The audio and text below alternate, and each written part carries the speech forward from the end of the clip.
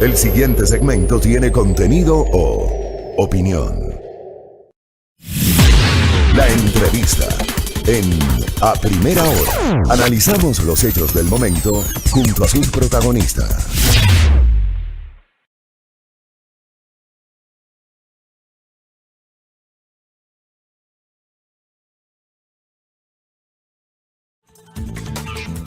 Muy bien, 8:11. Don Charlie Horna dice que el café, que ni el café buen día hace que le pase mal genio. Sí hace que se le pase mal genio. Pégase un cafecito buen día, por favor, Charlie. Y a toda nuestra amable audiencia, gracias por la gentileza de amplificar este espacio de noticias a primera hora por la señal de Majestad Radio. La ley de apoyo humanitario está vigente desde hace varias semanas y ya ha recibido varias demandas de inconstitucionalidad. 11 demandas publicaba el portal Primicias hace poco, presentada por varios sectores, por el sector de los trabajadores, por el sector empresarial, también por actores políticos. Quien presentó la primera demanda de inconstitucionalidad fue el jurista Alejandro Vanegas Cortázar, una demanda de inconstitucionalidad sobre los artículos 18, 19 y 20 de la Ley de Apoyo Humanitario. Conversemos justamente con el doctor Alejandro Vanegas, que tiene la gentileza de atendernos en esta mañana. Doctor, bienvenido, ¿cómo le va? Buenos días. Buenos días, muchas gracias. La verdad que resulta muy importante plantear las acciones de inconstitucionalidad ante la Corte Constitucional con el objetivo de defender los derechos de las grandes mayorías. Como usted con acierto lo señala, nosotros somos los primeros en haber presentado una acción de inconstitucionalidad. Esta de aquí, por un principio de conexidad, debe acumularse a todas las demás que se presentaron posteriormente para en audiencia ser escuchados los argumentos que corresponden a nuestra defensa. Que más que entrar en la parte de legalidad, para no confundir al público que nos escucha, son los principios los que estamos nosotros cuestionando. El primero, que no puede obligarse, no puede existir obligatoriedad para que cuando un grupo disminuido de trabajadores llegue a un acuerdo que puede ser perjudicial para las grandes mayorías, sea obligatorio para todos los demás. El segundo, lo que significa la disminución de la jornada laboral con el valor de ingreso, que es un principio de concepto regresivo y que atentaría más o menos en el 55% de los ingresos de los trabajadores si es que se maneja de forma arbitraria. Y el tercero, nosotros bajo ningún concepto podemos aceptar la regresión de derechos como un mecanismo de aplicación de una norma cuya dinámica, si bien obedece a una circunstancia extraordinaria como la pandemia del COVID-19, no significa que por aquella razón los que deben pagar el piso más fuerte y las consecuencias económicas más allá de las sanitarias sean los trabajadores de la República del Ecuador. Estamos hablando de que usted ha impugnado 3 artículos revisando la ley de apoyo humanitario que está en vigencia. El 18 sobre las condiciones mínimas para la validez de los acuerdos, el 19 contrato especial emergente, el 20 de la reducción emergente de la jornada de trabajo. ¿Por qué son inconstitucionales esos artículos, doctor Alejandro Vanegas? Por su contenido, de fondo y forma, porque significan regresión de derechos, porque en algunos casos significan la flexibilización laboral, la disminución de los ingresos y la atentatoria decisión que como principio es que una minoría llegara a un acuerdo entre empresarios y trabajadores. Ese acuerdo debe servir para las mayorías, para no entrar en un análisis de carácter jurídico constitucional, porque para ese escenario estará la audiencia ante la Corte Constitucional. En el caso nuestro, el juez ponente es el propio presidente de la Corte Constitucional, ante quien argumentaremos en derecho los fundamentos de hecho y de derecho por los cuales hemos solicitado la acción inconstitucional. En estricto rigor, para, digamos, aterrizar los términos, ¿es inconstitucional que se le pretenda reducir la jornada laboral al 50% al trabajador y que fruto, porque también hay una norma que señala que a igual trabajo, igual remuneración, fruto de esa reducción, el trabajador percibe un ingreso menor hasta, digamos, del 100%, por lo menos el 55% se ha dicho que formaría parte de esta reducción. ¿Eso es inconstitucional, doctor? Que en el fondo la flexibilización laboral ha sido un objetivo contra el que se ha luchado para proteger al trabajador, y obviamente que se convierte en inconstitucional porque significa la regresión de derechos. Es real que la pandemia obliga a otros mecanismos de producción como el teletrabajo, pero no por ello se debe disminuir los ingresos del trabajador, no por ello se debe prescindir del trabajo mismo, porque no se puede entender una sociedad que ya a este momento de aproximadamente 6 millones de ecuatorianos que corresponden a la PEA en condición de desempleo o subempleo. La afectación es enorme, y si adicionalmente a esta ley mal llamada humanitaria entrara en vigencia con todo su vigor y se utilizara como mecanismos regresivos, el gran perjudicado a mediano y largo plazo va a ser el trabajador ecuatoriano. Todos tenemos que hacer sacrificios, la empresa privada también debe hacer sacrificios, pero no seguir con esto de que la empresa privada es la única que genera trabajo, porque no es verdad. Trabajo se genera de muchas formas, por iniciativa personal y el Estado. El Estado es un gran generador de trabajo formal. No se puede seguir censurando, cuestionando, atacando al Estado para privatizar zonas estratégicas en beneficio de grupos determinados. Ya vamos a hablar de eso también, pero para seguir en el tema laboral, en el contexto que estábamos planteando en este diálogo con el jurista Alejandro Vanegas Cortázar, ayer ya el Ministerio del Trabajo, mire usted, expidió un acuerdo ministerial bajo el título Las directrices para la aplicación de la reducción emergente de la jornada del trabajo establecida en la Ley Orgánica de Apoyo Humanitario para combatir la crisis sanitaria derivada del COVID-19. Ahí hay objeto, ámbito, habla de la reducción emergente de la jornada de trabajo, de la remuneración, de las aportaciones a la seguridad social, pero hay algo que me llamó la atención y yo le pregunto cómo le cae a usted esto. Según la nota del Comercio, del Diario del Comercio el día de hoy, que publica justamente la vigencia de este acuerdo ministerial, se advierte que con esta reglamentación no se requerirá de un acuerdo previo del empleador con los trabajadores a efectos de dar paso a la reducción de la jornada laboral y la reducción del ingreso del trabajador. Esta posibilidad de que no se requiera un acuerdo, esta norma que dice que no se requiere un acuerdo, ¿estaba también contenida en la ley o esto lo pone en el reglamento? Reglamento, pero es que debe usted comprender, señor Vela, la filosofía de un régimen que está entregado a criterios neoliberales, cumpliendo e implementando las condiciones del Fondo Monetario Internacional y aplicando exactamente como un mitimae los requisitos de quienes lo respaldan realmente. Entonces, claro, ese acuerdo, que es un acuerdo que se encuentra ya vigente, da una ventaja enorme a los empresarios para poder definir las rutas de su beneficio en perjuicio de los trabajadores ecuatorianos. Es un error que va a traer consecuencias fatales. Sin embargo, a este gobierno no le importa en absoluto la tranquilidad de los ecuatorianos que tienen que producir para llevar el alimento a sus hogares, producir para atender las necesidades escolares, producir para atender las urgencias médicas.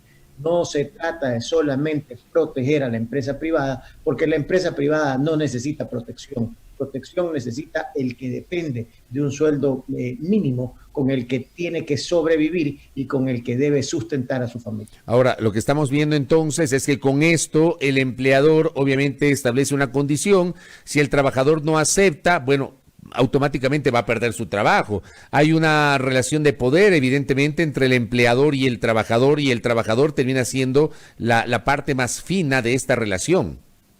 Usted acaba de definir un concepto de fondo. La relación de poder son conquistas laborales de cientos de años que permiten tener un equilibrio en el diálogo, pero cuando no hay diálogo y la relación de poder se impone, una de las partes está en una situación de disminución.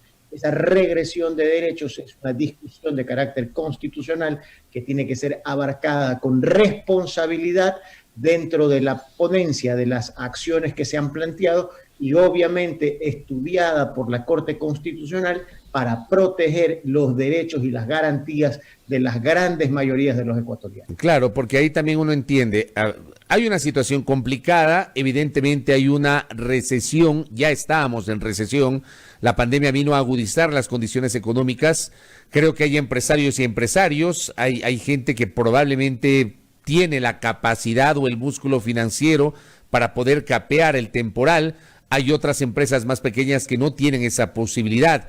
Lo que yo noto es que la ley de apoyo humanitario, llamada así pomposamente ley de apoyo humanitario, no termina necesariamente garantizando el empleo de un trabajador, porque digo, le reducen el salario, pero no le reducen las planillas de los servicios básicos, va a seguir pagando lo mismo de luz, de agua, de telefonía, no es que el banco le va a reducir las cuotas, no es que la universidad le va a reducir la pensión, no es que en donde vive le van a reducir la alícuota del condominio, o sea, no hay una relación directamente proporcional entre lo uno y lo otro, doctor, entendiendo, insisto, las condiciones y las complejidades económicas que enfrenta la República.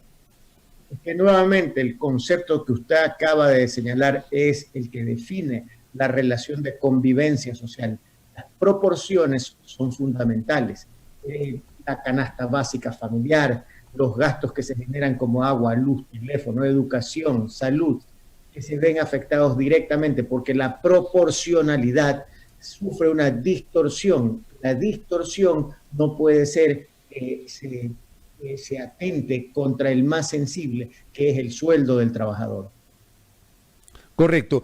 Usted hablaba de condiciones del Fondo Monetario Internacional, hablaba de algunas decisiones adoptadas por el gobierno, una de esas que usted ya lo había mencionado, la supresión o eliminación de empresas públicas. Eso también va a provocar desempleo, doctor Vanegas. ¿Cómo le ve usted? Esta es una metodología ya aplicada anteriormente en el Ecuador para disminuir la calidad de la empresa pública con el objeto de privatizarla, en donde van a haber grandes negociados y grandes beneficiarios comprando estas empresas a precios de gallina muerta y con ese concepto enriquecerse. Estoy seguro que en el corto plazo estamos enfrentando ya un proceso democrático electoral, vendrá un gobierno progresista que va a impedir estas acciones malintencionadas con manos oscuras que lo que buscan es enriquecerse a costa del sacrificio de grandes objetivos del Estado ecuatoriano, que son el servicio a través de empresas públicas. Ahora, pero el plan, digamos, que usted cita ya comenzó, ya se expidió el decreto ejecutivo correspondiente o los decretos ejecutivos correspondientes que dan cuenta de la eliminación o la supresión de empresas públicas. Se ha decidido desaparecer TAME, Correos del Ecuador, Ferrocarriles del Ecuador y otras empresas públicas más. O sea, hay 10 meses en los cuales todo este esquema se podría ejecutar, doctor, antes de que termine el gobierno del presidente Moreno su gestión.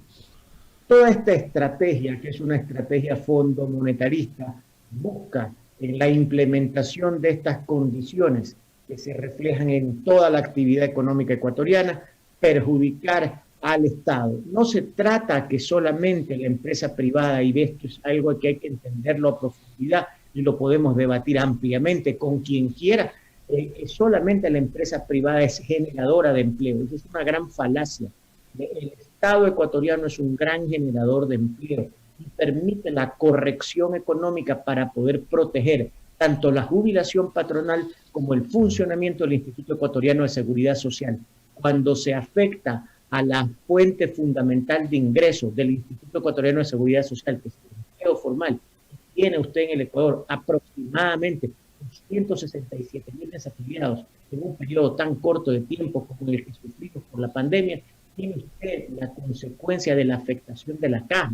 Pero no solamente eso, cuando no hay empleo formal que pueda ser atendido por la empresa privada, porque la empresa privada tiene un objetivo distinto, que es el profit, el Estado tiene que salir a atender las necesidades, las grandes mayorías de los ecuatorianos.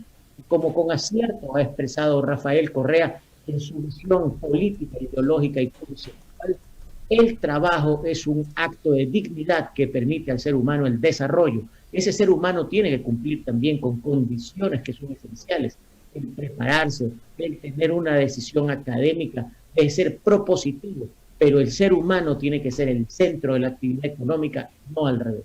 Ahora, en este tiempo, en estos tiempos de pandemia y de crisis económica, hay una sensación de enorme corrupción en el país. Yo no recuerdo una época, al menos no la tengo en el radar, no la tengo en la cabeza, una época en la que casi todos los días tengamos alguna denuncia de corrupción asociada a diversos temas, a la contratación pública, a los temas de salud, el supuesto rol de ciertos legisladores que están siendo investigados.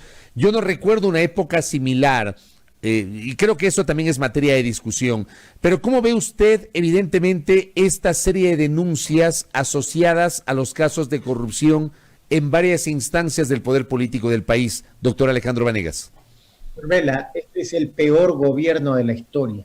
Y lo que usted está viendo es el reflejo de la falta de un plan de gobierno serio, de un plan de gestión pública, de una apropiada gobernabilidad. Este es un gobierno que destruyó la institucionalidad democrática del Ecuador al permitir que los transitorios violenten el marco jurídico constitucional, al brindarle a estas mayorías móviles facilidades que son absolutamente inescrupulosas y que como consecuencia de ese reparto del Ecuador a través de tronchas nos traen la podredumbre que ha sido materia de discusión pública nacional con espanto.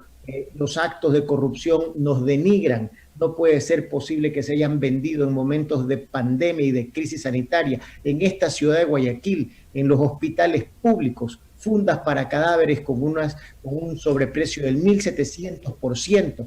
Realmente lo que ocurrió con el manejo de 200 o 300 millones de dólares en los hospitales públicos de todo el Ecuador, porque lo hemos visto en todo el Ecuador, es el reflejo de la podredumbre, incapacidad y falta de criterio para gobernar con sensatez de este, que es el peor gobierno de la historia de la República del Ecuador. Correcto. Doctor, gracias por su opinión y por su juicio crítico en torno al estado de cosas que enfrenta la República. Muy amable, doctor, que tenga usted un buen día.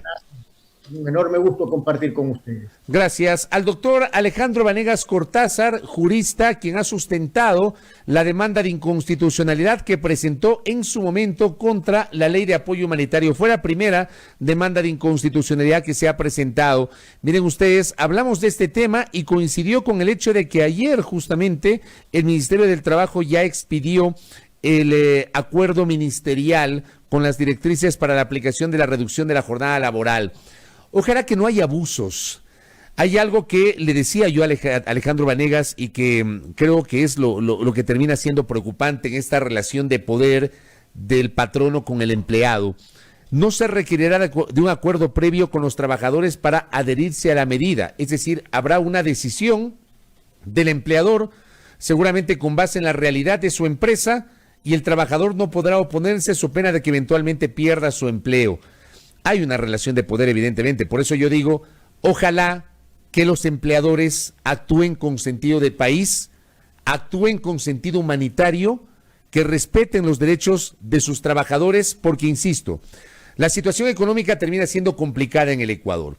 Hay una crisis, esa crisis matizada por todas las semanas en las que el aparato productivo estuvo prácticamente paralizado, más del 70%, yo diría el 80% del aparato productivo paralizado, el sector comercial cerrado, mucha gente que perdió su empleo. Hay una situación económica compleja. Creo que todos tenemos que arrimar el hombro, no solamente los ciudadanos de a pie, no solamente los empresarios, no solamente el gobierno, todos, toda la sociedad en su conjunto. Pero cuidado, que esto no se preste para abusos, que los empresarios piensen humanamente en sus trabajadores y que esto que es excepcional no termine luego convirtiéndose en una regla de aplicación discrecional por parte de malos empresarios, que también los hay en el Ecuador. 8:29 en A Primera Hora por la señal de Majestad Radio.